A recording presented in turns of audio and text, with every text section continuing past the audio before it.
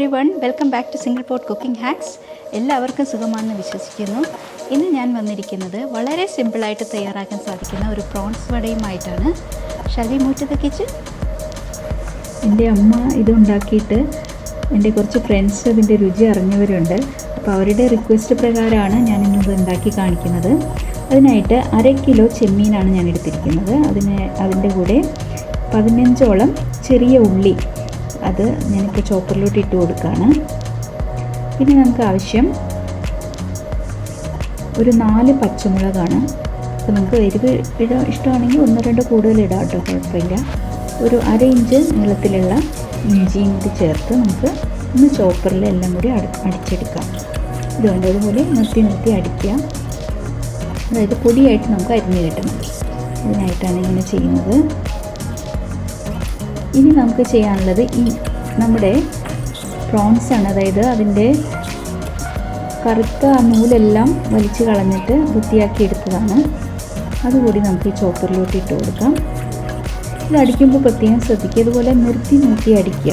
അതായത് ഇത് അരഞ്ഞു പോകരുത്. ഇപ്പോൾ നമ്മൾ മിക്സിയാണ് ഉപയോഗിക്കുന്നതെങ്കിൽ റിവേഴ്സ് മോഡിലിട്ടിട്ട് ഒന്ന് നിർത്തി അടിക്കുക.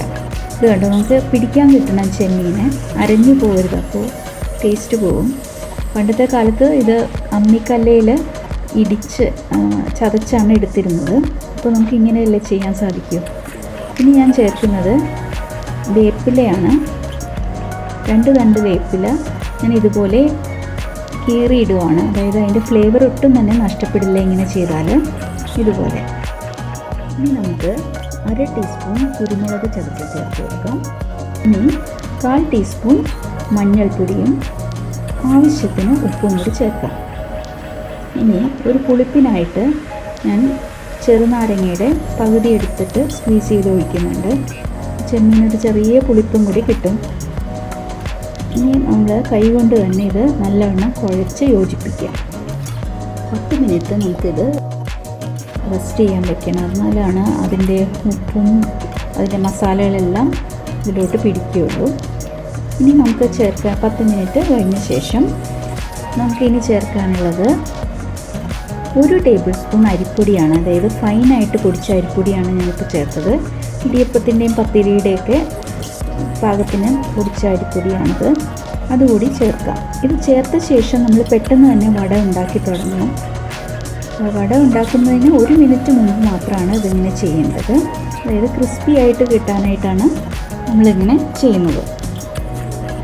ഇനി ചൂടായ എണ്ണയിലോട്ട് കൈ ഒന്ന് വെള്ളത്തിൽ മുക്കിയ ശേഷം ചെറിയ വടകളായിട്ട് ഇട്ട് കൊടുക്കുക.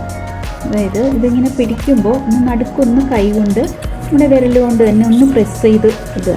അതായത് പരിപ്പ് വടയൊക്കെ ചെയ്യുന്ന പോലെ. അതുപോലെ ഷേപ്പൊന്നും ആക്കേണ്ട ആവശ്യമില്ല. ഇങ്ങനെ ഇരിക്കുമ്പോഴാണ് അതിന് ഭംഗി.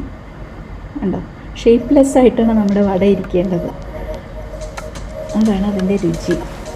ഞാൻ വെളിച്ചെണ്ണയിലാണ് കേട്ടോ ഇത് ഒന്ന് പൊരിച്ചെടുക്കുന്നത്. വെളിച്ചെണ്ണയിലൊക്കെ ചെയ്യുമ്പോൾ ഒരു പ്രത്യേക രുചിയാണ് നമ്മുടെ വടയ്ക്ക്. ഇനി എല്ലാ വടകൾ എല്ലാം നമ്മൾ മറിച്ചിട്ട് കൊടുക്കുകയാണ്. മീഡിയം ഫ്ലെയിമിലിട്ടിട്ട് സാവധാനം ചെയ്തെടുക്കാം. അതായത് മുരിഞ്ഞ് കിട്ടണവരെ ഒന്ന് വെയിറ്റ് ചെയ്യുക. ലൈറ്റ് ബ്രൗൺ ആകുമ്പോഴേക്കും നമുക്കിതെല്ലാം കോരി എണ്ണയിൽ നിന്ന് മാറ്റാം. ഇനി അടുത്ത ബാച്ച് കൂടി ഇതുപോലെ തന്നെ ഇട്ട് കൊടുക്കാം. കയ്യിൽ ഒട്ടുന്നുണ്ടെങ്കിൽ ഒന്ന് കൈ വെള്ളത്തിൽ നനയ്ക്കുക. എന്നിട്ടൊന്ന് അമർത്തി ഇട്ട് കൊടുക്കുക. വളരെ ടേസ്റ്റി ആയിട്ടുള്ള ഒരു സ്നാക്കാണിത്. നമുക്കിപ്പോൾ ഗസ്റ്റൊക്കെ വരുവാണെങ്കിൽ സ്റ്റാർട്ടറായിട്ട് കൊടുക്കാനും വളരെ നല്ലതാണ്. എനിക്ക് ഒത്തിരി നല്ല അഭിപ്രായം കിട്ടിയിട്ടുണ്ട് ഇത് ഉണ്ടാക്കിയിട്ട്. അതുകൊണ്ടാണ് ഞാൻ പറയുന്നത്. അങ്ങനെ നമ്മുടെ പ്രോൺസ് വട തയ്യാറായി കഴിഞ്ഞു. ഈ വീഡിയോ ഇഷ്ടമായെങ്കിൽ ലൈക്ക് ചെയ്യുക, സബ്സ്ക്രൈബ് ചെയ്യുക, ബെൽ ഐക്കൺ കൂടി ക്ലിക്ക് ചെയ്യുക. നിങ്ങളുടെ കമൻസും സപ്പോർട്ടും എല്ലാം എനിക്ക് ഒത്തിരി എൻകറേജ്മെൻറ്റ് തരുന്നുണ്ട്. അപ്പോൾ ഇനിയും അത് തുടരുക. Stay safe, stay healthy. Thank you.